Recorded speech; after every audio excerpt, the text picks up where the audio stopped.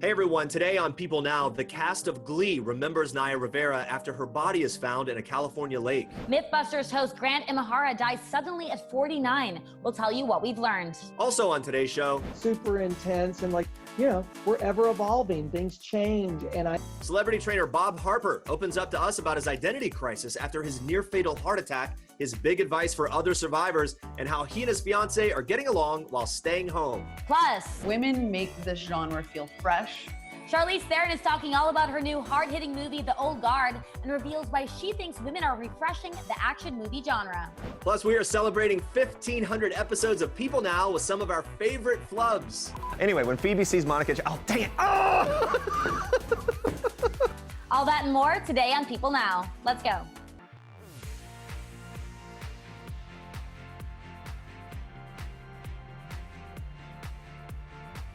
Hey everyone, welcome to People Now. Hope you're having a good Tuesday so far. I'm Andrea Boehlke.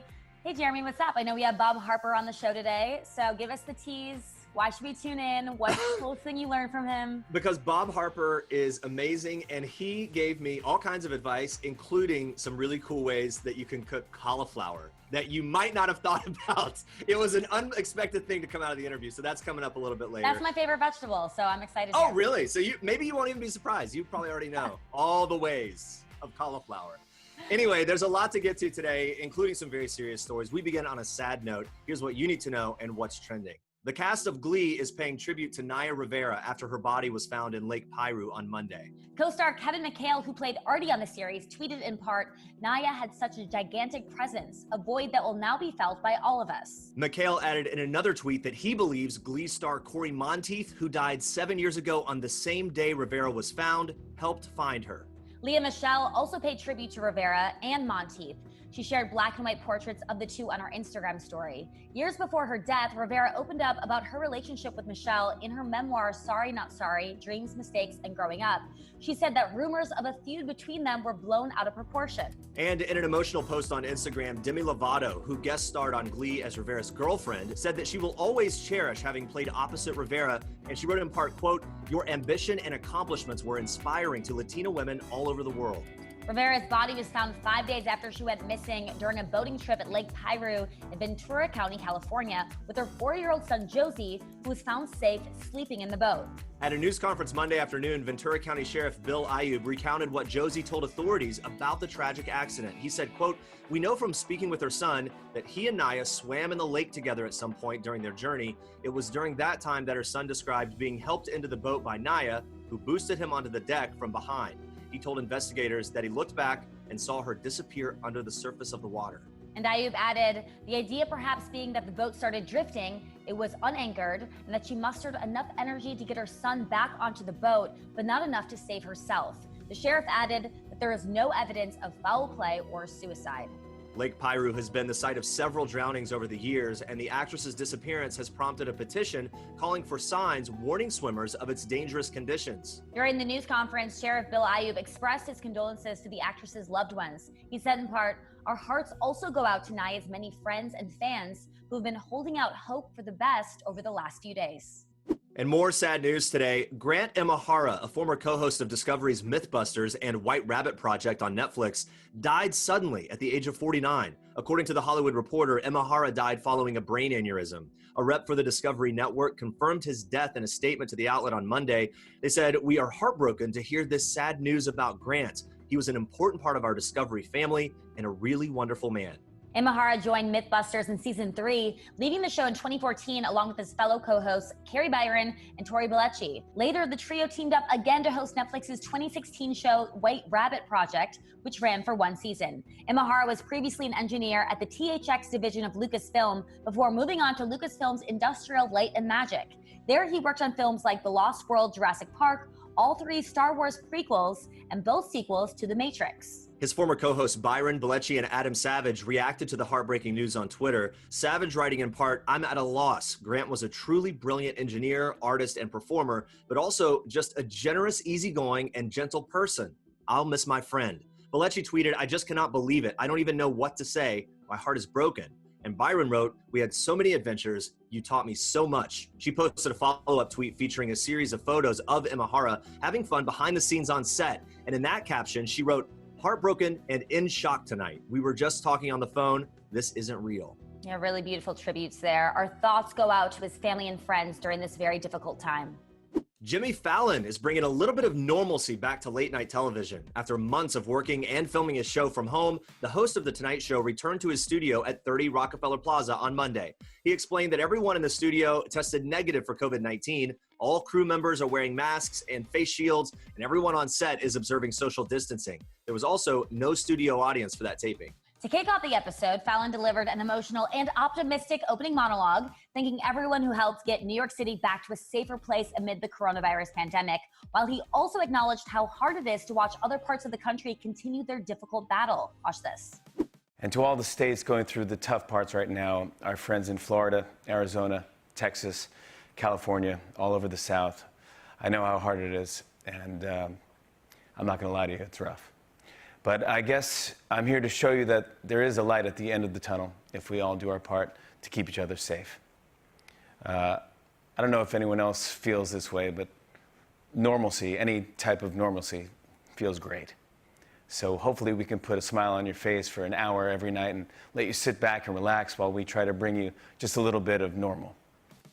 Fallon was joined by a socially distanced band, The Roots, and two celebrity guests, New York Governor Andrew Cuomo and Charlize Theron. However, they did not join him in studio. They were both streaming from home. But seeing Fallon on a soundstage seems like a step in the right direction after months of self-isolation. It is kind of crazy after doing this for about 4 months, knowing that we could possibly go back to studio, because it does seem like pretty far-fetched at this point, but hopefully, hopefully it will be there soon. We'll see. All right, stay with us. Charlize Theron is opening up about how women are changing the face of action films. Plus, NASCAR star Dale Earnhardt Jr. tells us all about his new Peacock series. It's called Lost Speedways. Stick around. Guys, he's not only a celebrity health and fitness trainer, you know him from The Biggest Loser, and also an advocate for heart attack survivors everywhere, following his own very scary near-fatal heart attack in 2017. Now he's on a mission to bring survivors together virtually and not going to let a pandemic stop him. Bob Harper, thank you for joining me. I was just talking to you about your shirt and how great it is, and you were just giving me a little snippet of your daily routine during this stay-at-home situation, and it's been to kind of get ready every day. Tell me about that and why that matters. Well, for me, routines are really important for my own sanity, and I get up, I work out, I put on a proper shirt, pants. It's like I'm dressed, even though I have nowhere to go except to walk my dogs, basically. But it makes me feel good, and it kind of keeps me normal, because like I know a lot of people that are just saying I'm in my sweatpants all day or my pajamas or whatever, and that would depress me. There is something about convincing your mind that, hey, okay, today matters. We're doing something. We're going to track it with progress, even if it's like the most minute thing. I love that. That's a great piece of advice. For you, now, of course, being in kind of a high-risk group when it comes to COVID, how has that changed the day-to-day? Well, I'll tell you, especially in the very beginning, for the longest time, we were mostly in New York throughout the whole lockdown, and my fiance never let me go to the grocery store, never let me go to the pharmacy. Like, he was going to get my medications. He was always just like the first one to get all of our groceries. And he was like, you know what? I just don't need you in there. And so I pretty much stayed very true to the quarantine and isolation, because being in a higher risk group, you've got to be aware of those kind of things. And it's like every single day counts, and every single choice matters. Let's talk about this. You're a very healthy person, healthy lifestyle, healthy cooking. What have you been making during all this the most? Gosh, well, I'll tell you, in the beginning, we were trying to order in, we were just like wanting to support our local restaurants that were offering. So that was really important. But then it just got to where I needed to be in the kitchen cooking, because cooking, it helps with my anxiety. It relaxes me. Like I really enjoy cooking. And I got that from Rachel Ray. I mean, she's a really good friend of mine, and she's just like, just get in that kitchen. It'll just make you feel better. And so I've been cooking really healthy. Like it just makes us feel good, and we like to eat healthy. Like we do a lot of just like grilling vegetables and roasting roasting a lot of vegetables, just doing different things like that. You've got this, you're supposed to hit the road for a third year in a row for Survivors Have Heart, this movement. Now you've had to amend it due to everything we're going through, kind of have this virtual live stream series that's going to launch. Tell us about that, how it's playing out, and what you're going to talk about. I'll tell you, what I've been doing with AstraZeneca with Survivors Have Heart is probably right up there with working with Michelle Obama on the Let's Move initiative. It has been something that I am so completely proud of. It started in the beginning in New York City in this like studio that we brought in some heart attack survivors, and we realized that we had something here. And since then, we have gone out on the road talking to fellow heart attack survivors about their what they've gone through, talking to the people that took care of them through the heart attack and how uplifting it is. And I think so many people have gotten so much out of it. And so this was the year that we were going to like really take it out there. And with COVID, with the quarantines, and now living in this Zoom world that like you and I are right now, this has become the outlet with which we will use for Survivors Have Heart. We're going to take it on the road virtually. And I'm just so glad that we're going to be able to do it. I'm so glad that AstraZeneca is letting me do this, because we are all really proud of it. And it really is making a difference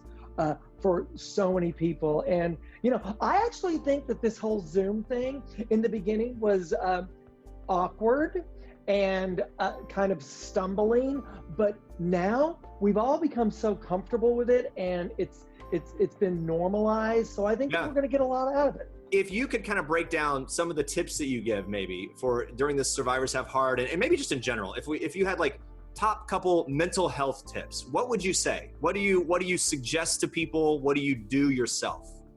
Well, I think one thing that I would really say is how important knowledge is. Knowledge is power. One thing that I have gotten very concerned about during this time of quarantine is people that are at risk of having a heart attack, they're ignoring the symptoms because they're afraid to go to the hospital. Mm-hmm. And it's like, if people that are listening to us right now only take one thing away, is to really be aware of the signs of if you could be having a heart attack, and call 911. I cannot stress that enough. It's like, it's really, really important, because I think that a lot of people are afraid, and, you know, I get it, but don't let that fear paralyze you for not being here for your friends and family. What about general workout tips? What would you say to people? Like maybe top 2 or 3 things that you can do at home or whatever.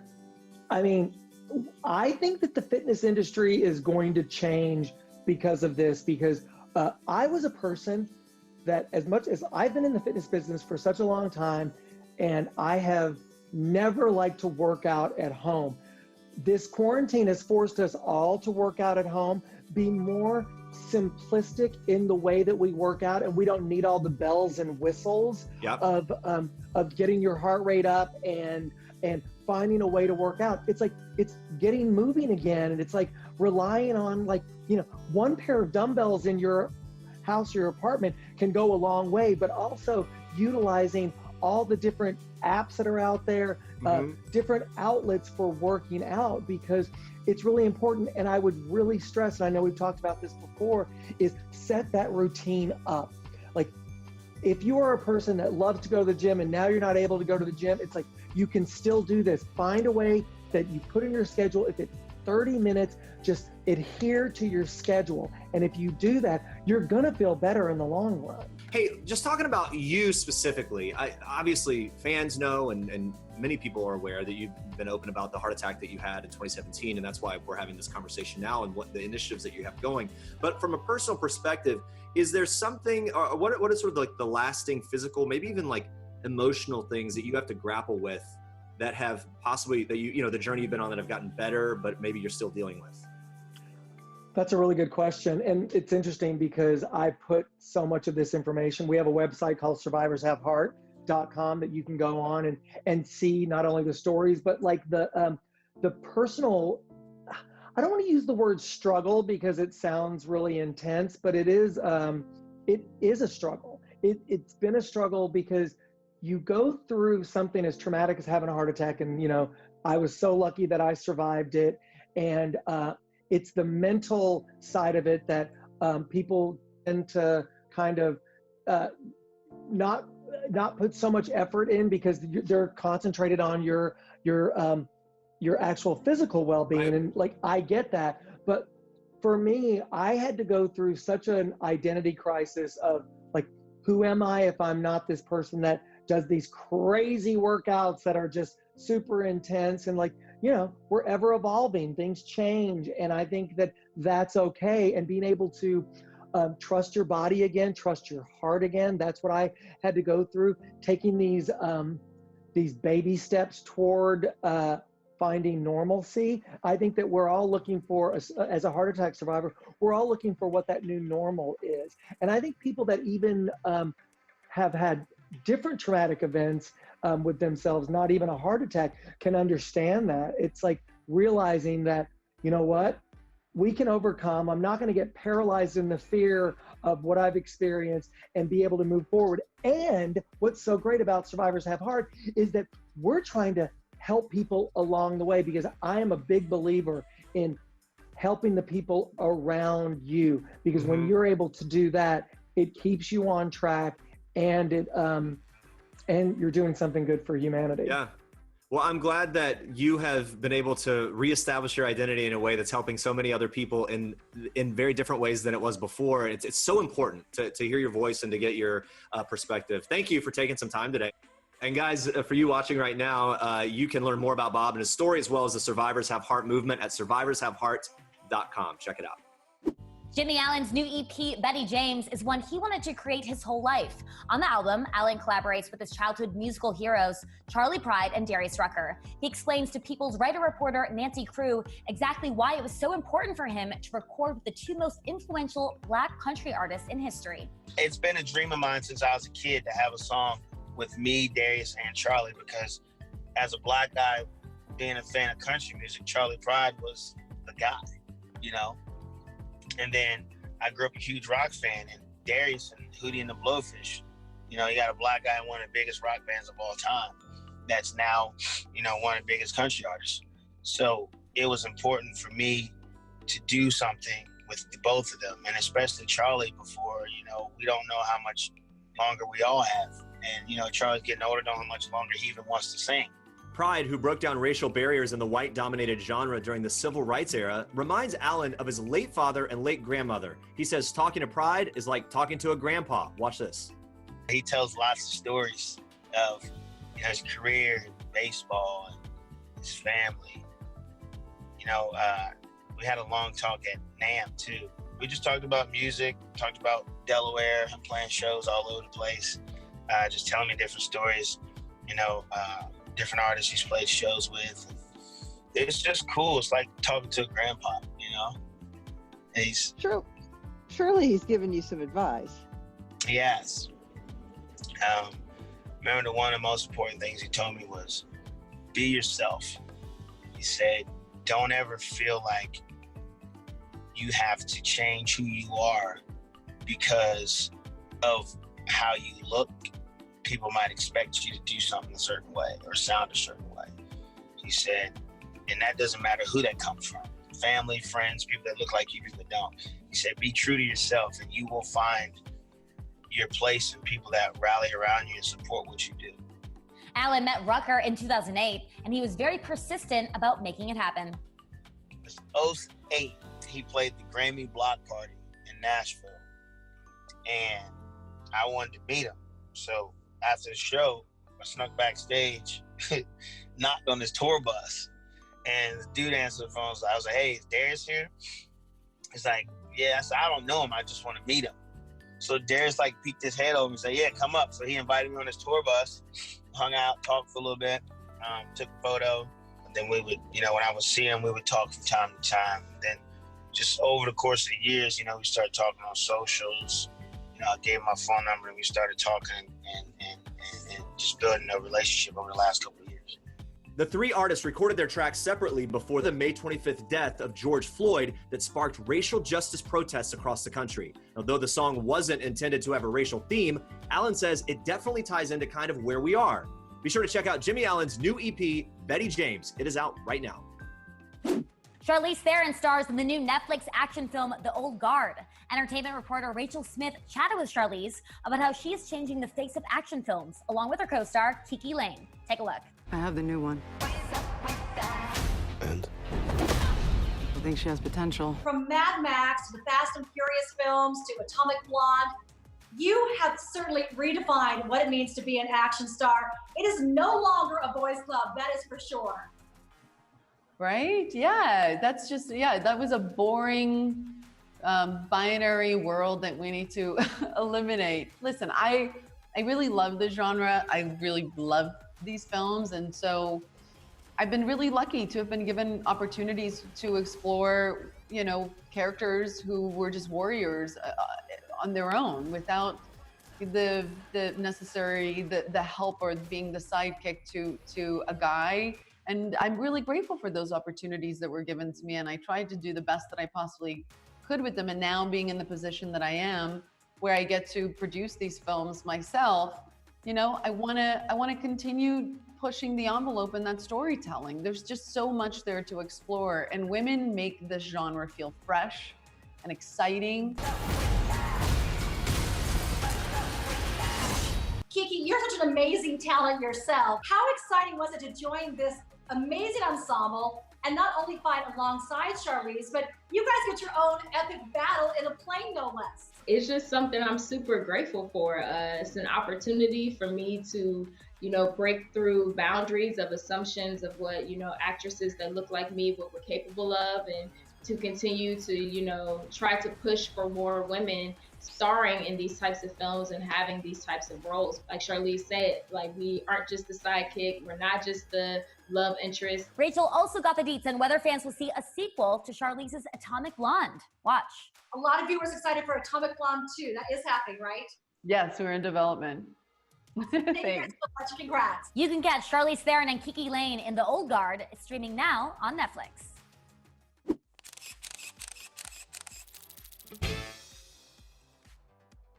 Here at Occoneechee Speedway, man, this is your first time? My first time? You Always ready? wanted to come here, dude. I told you that I had a guy that could help us understand a lot more about this racetrack. And man, do I have the guy. Hey, Richard. You're kidding me. Hey, man.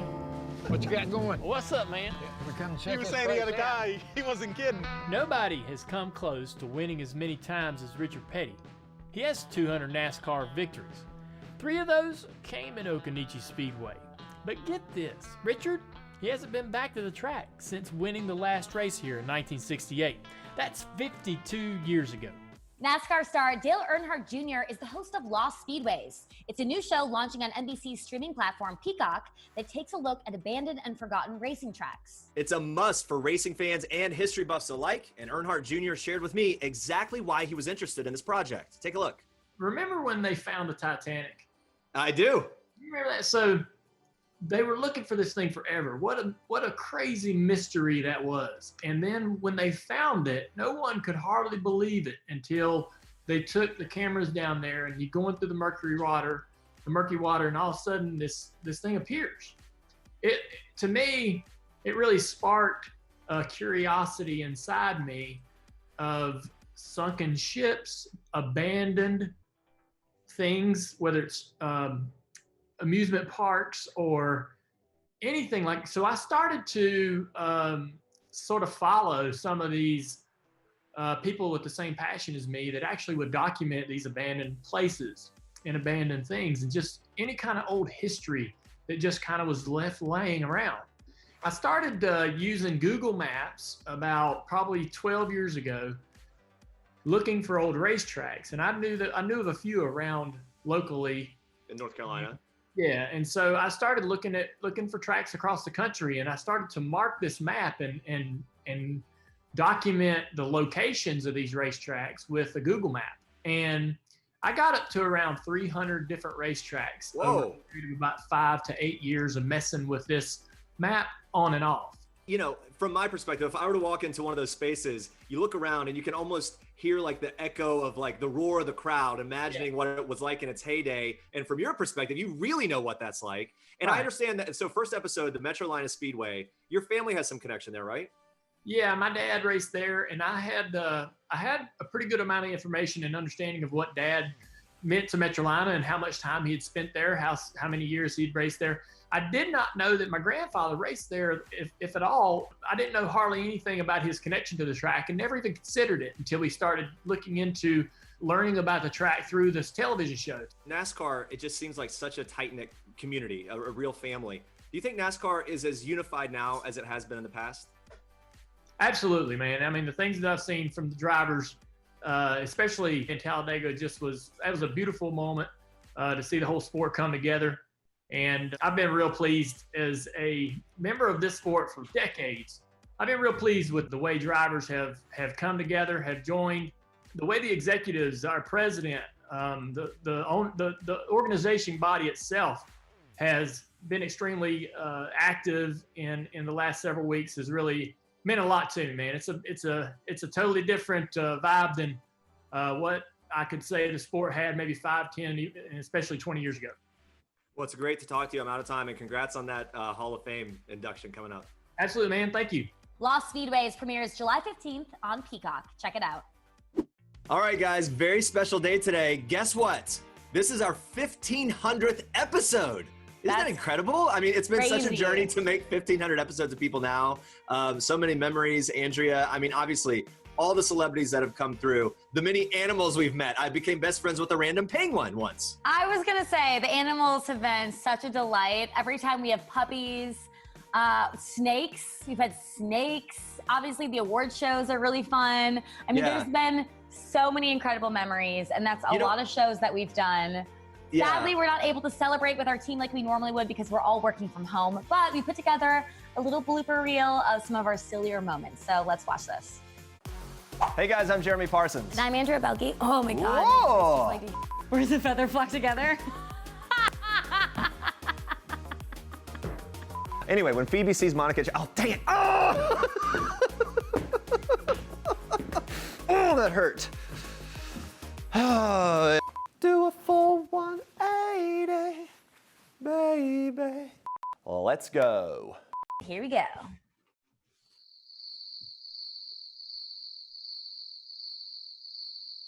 Oh, sorry. Here we go. Ready? 3, 2, 1. I'm loving like the sweatpants. Like this is just like workout pants. You know? Leggings every day. Girl, that big Veronica. Carry her in. Here we go. Oh yeah. Wait. Oh really? Oh, Jeremy, stay focused. Your daughter's behind you. Say hi. Hi! Hi, sweetie! Hi! You embarrassed? This is my dad, Royal. How are you? The fun we have. Jeremy, we have a lot of fun. The fun we have, definitely do. like you said. Yeah. The fun we have. Yeah, there are 1,000 little catchphrases that we've definitely developed over 1,500 episodes, give or take. But I also always think about, in addition to the great conversations that we've had with celebrities and becoming familiar with more and more that keep coming back, the ridiculous games we've played with them and that we've convinced Celeste to play with us are epic, and I'll never forget those things. Anyway, it's been a wild, fun ride. Thank you guys for watching and helping us get to 1,500. Woo! Thank you. All right, coming up tomorrow, Will Sasso and Christina Vidal join us to talk about their new ABC sitcom. It's called United We Fall. Plus, in a special new episode of My Cat from Hell, Jackson Galaxy is met with a set of cat behaviors unlike anything he's ever seen. He is telling us more, and I'm very excited to hear all about these cat behaviors. All right, thank you so much for watching. We'll see you back here tomorrow. Bye, guys.